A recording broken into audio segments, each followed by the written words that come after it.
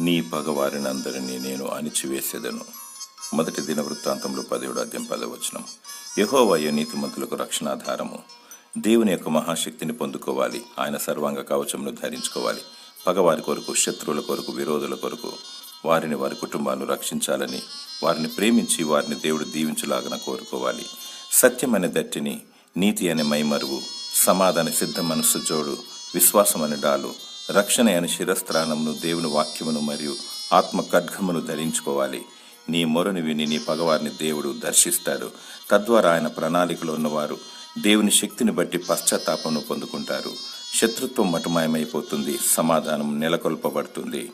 నీకు విరోధముగా గుంపు కూడువారు నీ పక్షపు వారగుదురు. అధైర్యపడకుము, నీ పక్షాన ఉన్నవాడు బలవంతుడైన దేవుడు.